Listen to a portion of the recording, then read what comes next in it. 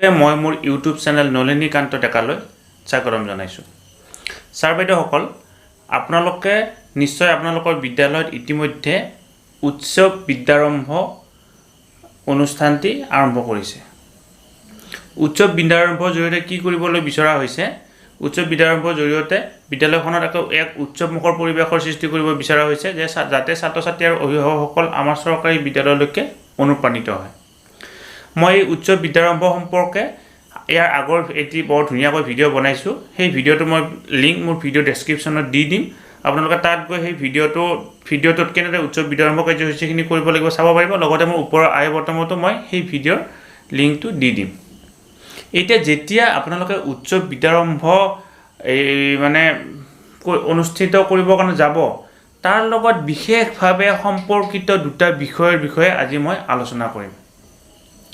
উৎসৱ বিদ্যাৰম্ভত নিৰ্দিষ্ট শিডিউল বনাই দিয়া হৈছে আৰু সেই শিডিউল অনুসৰি এপ্ৰিল মাহৰ 1 তাৰিখে আমি কি কৰিব লাগিব? শপত গ্ৰহণ কৰিব লাগিব। শিক্ষক, ছাত্ৰ ছাত্ৰী, অভিভাৱক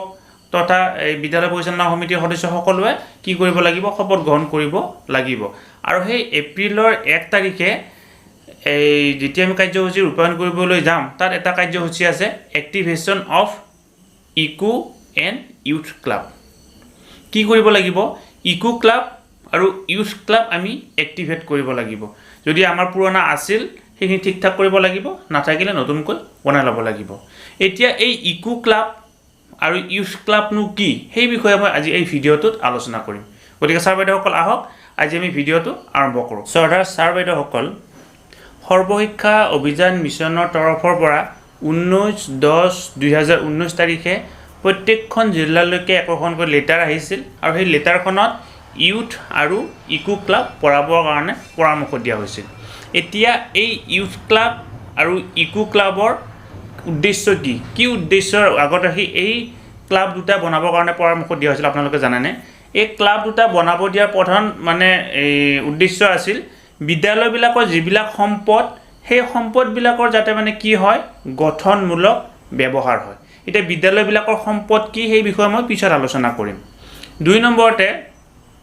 ছাত্ৰ ছাত্ৰীসকলৰ প্ৰত্যেকজন ছাত্ৰ ছাত্ৰীৰে কিছুমান ব্যক্তিগত আগ্ৰহ থাকে। আপোনাৰ আগ্ৰহৰ লগত মোৰ আগ্ৰহ নিমিলে বা তেওঁৰ আগ্ৰহৰ লগত মোৰ আগ্ৰহ নিমিলে। গতিকে সেই আগ্ৰহবিলাকৰ প্ৰতি গুৰুত্ব প্ৰদান কৰা আৰু ছাত্ৰ ছাত্ৰীসকলৰ মাজত এটা কনফিডেন্স লেভেল বৃদ্ধি কৰা, এইটো হৈছে 2 নম্বৰ উদ্দেশ্য।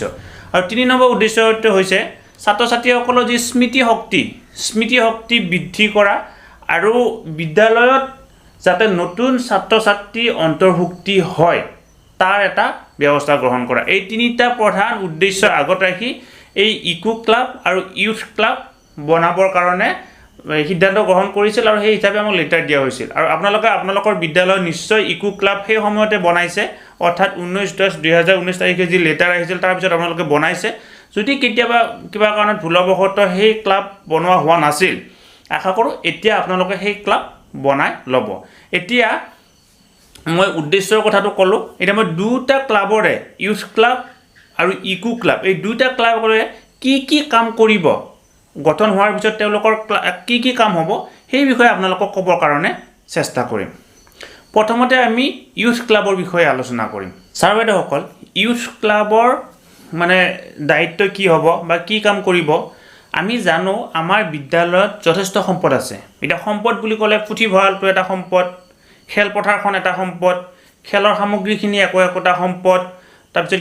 কিবা কাৰণত কিছুমান বিদ্যালয়ত আৰ্টৰ ৰুম থাকে, সেইটো এটা সম্পদ। এতিয়া ইউথ ক্লাবে কি কৰিব? এই সম্পদবিলাকৰ যথোপযুক্ত ব্যৱহাৰ কৰিবৰ কাৰণে ছাত্ৰ ছাত্ৰীক অনুপ্ৰেৰণা যোগাব। কেতিয়াবা কি হয়, ক্লাছ কৰি আছে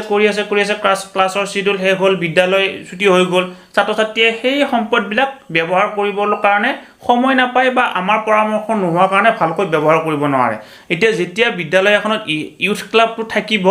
ইউথ ক্লাবৰ সদস্যসকলে কোন ইউথ ক্লাবৰ সদস্য হ'ব বা কি হ'ব সেইখিনি মই পিছত কৈ আছোঁ আপোনালোকক। কি কৰিব? এই যে সম্পদবিলাকৰ এটা সঠিক ব্যৱহাৰৰ কাৰণে কি কৰিব? ব্যৱস্থা গ্ৰহণ কৰিব আৰু বিভিন্ন ধৰণৰ এক্টিভিটি তেওঁলোকে কৰিব। বিভিন্ন ধৰণৰ বিদ্যায়তনিক কাৰ্যকলাপ, খেল ধেমালি, তৰ্ক, কুইজ, তাৰপিছত গান বাজানা, কলা শিক্ষা এইবিলাকৰ ওপৰত এই ইউথ ক্লাবে কি কৰিব বিশেষভাৱে গুৰুত্ব প্ৰদান কৰিব 2 নম্বৰতে ইউথ ক্লাবে কি কৰিব এই যে সম্পদবিলাক সচৰাচৰ কি হয় বিদ্যালয়ৰ নিৰ্দিষ্ট টাইমৰ ভিতৰত ব্যৱহাৰ কৰিব পৰা নাযায় কিহৰ কাৰণে 9টা বজাত ক্লাছ আৰম্ভ হ'ল আমাৰ এই 12টা বজাত লেজাৰ হ'ল লেজাৰ হোৱাৰ লগে লগে ছাত্ৰ-ছাত্ৰীয়ে মধ্যাহ্ন ভোজন গ্ৰহণ কৰিলে অলপ সময় ৰেষ্ট ল'লে আকৌ ক্লাছ আৰম্ভ হ'ল এলপি স্কুল হলে 1:45 বা এমই স্কুল হলে 2:45ত বিদ্যালয় ছুটি হৈ গ'ল তেওঁলোক ঘৰত গুচি গ'ল গতিকে সেইখিনি ব্যৱহাৰ কৰিবৰ কাৰণে সময় নাপায় ইউথ ক্লাবে কি কৰিব বিদ্যালয়ৰ ছুটিৰ পিছত বা বিদ্যালয়ৰ বিদ্যালয়ৰ যি নিৰ্দিষ্ট সময়ৰ বাহিৰৰ সময়খিনিত বা বন্ধৰ দিনতো এই সম্পদখিনি যাতে ছাত্ৰ-ছাত্ৰীয়ে ব্যৱহাৰ কৰিব পাৰে তাৰ প্ৰতি কি কৰিব বিশেষভাৱে গুৰুত্ব প্ৰদান কৰিব এই কামখিনি কোনে কৰিব ইউথ ক্লাবে কৰিব ছাৰ বাইদেউসকল এতিয়া মই আপোনালোকক ইকো ক্লাবৰ কি দায়িত্ব সেই কথাখিনি ক'বৰ কাৰণে চেষ্টা কৰিম ইকো ক্লাবে বিশেষকৈ পৰিৱেশৰ ওপৰত কাম কৰিব বিশেষকৈ এই জৈৱ বৈচিত্ৰ্য জলবায়ু প্ৰদূষণ পৰিপুষ্টি স্বাস্থ্য এইবিলাকৰ ওপৰত কি কৰিব বিভিন্ন ধৰণৰ এক্টিভিটি কৰিব অৰ্থাৎ বিভিন্ন ধৰণৰ ক্ৰিয়াকলাপ বিদ্যালয়ত কৰিবৰ কাৰণে ব্যৱস্থা কৰিব আৰু ইয়াৰ জৰিয়তে মানে কি হ'ব ছাত্ৰ-ছাত্ৰীৰ মাজত এই পৰিৱেশ সম্পৰ্কত বা এই বিভিন্ন বিষয়বিলাকৰ সম্পৰ্কত একোটা সজাগতাৰ সৃষ্টি হ'ব 1 নম্বৰতে 2 নম্বৰতে ইকো ক্লাবে কি কৰিব পানী সংৰক্ষণৰ ওপৰত গুৰুত্ব প্ৰদান কৰিব 2019 চনৰ জুলাই মাহৰ 1 তাৰিখে এটা নিৰ্দেশনা আহিছিল যে কি আমি কি কৰিব কি এটা উদযাপন কৰিব লাগে এই জল শক্তি অভিযান এটা আৰম্ভ কৰিব লাগে এই অভিযানটো জুলাই মাহৰ 1 তাৰিখৰ পৰা এই অক্টোবৰ মাহৰ 30 তাৰিখলৈকে চলিছিল এই জল শক্তি অভিযানৰ প্ৰধান উদ্দেশ্য আছিল আমি যাতে কি কৰিব পাৰো ব্যৱহাৰ নোহোৱা পানীবিলাক সংৰক্ষণ কৰি ৰাখিব পাৰো আৰু সেইবিলাক আমি পিছত ব্যৱহাৰ কৰিব পাৰো যেহেতু